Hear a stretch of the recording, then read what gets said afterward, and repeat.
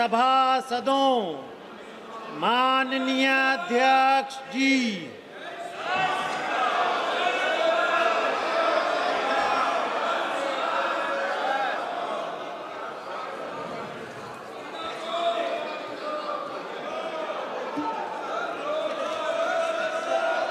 माननीय सदस्यगण, मेरा आप सबसे अनुरोध रहता है कि सदन चले। मतभेद हमारे हो सकते हैं, नीतियों में मतभेद हो सकता है, विचारों में मतभेद हो सकता है,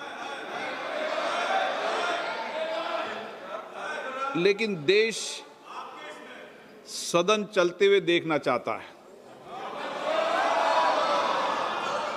देश के लोगों का मत है कि नीतियों विचारों में मतभेद हो, गंभीर मतभेद भी हो सकते हैं, लेकिन ये विचारों में अभिव्यक्त होना चाहिए।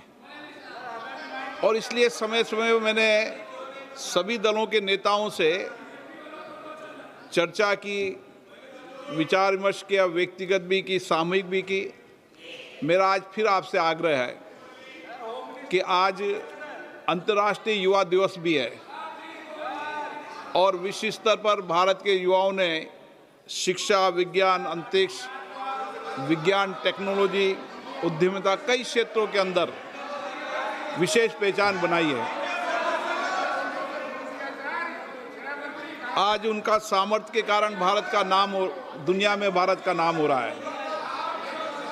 देश का युवा भी चाहता है कि उनके विषयों पर चर्चा हो, छात्रों पर चर्चा हो।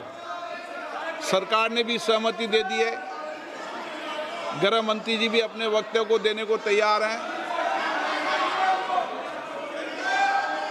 चर्चा हो, अन्य मुद्दों पर भी चर्चा होगी। सत्ता पक्ष और प्रतिपक्ष दोनों सहमति बनाएं, विचारों को विमर्श करें। लोकतंत्र में आपस में सहमति बनती है। मेरा आप सबसे आग्रह, पुनः आग्रह, निवेदन है, देश की भावनाओं को समझना चाहिए। देश चाहता है संसद चले, संवाद हो, चर्चा हो,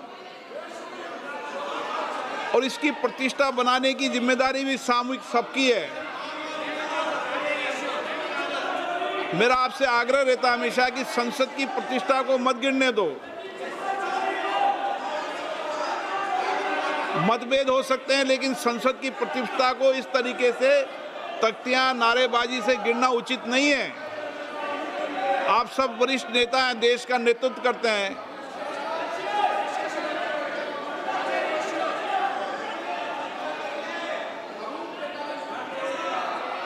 बालू जी, आप सीनियर लीडर हैं, मैं आपको अपने विचारों को व्यक्त करने का अवसर दूंगा।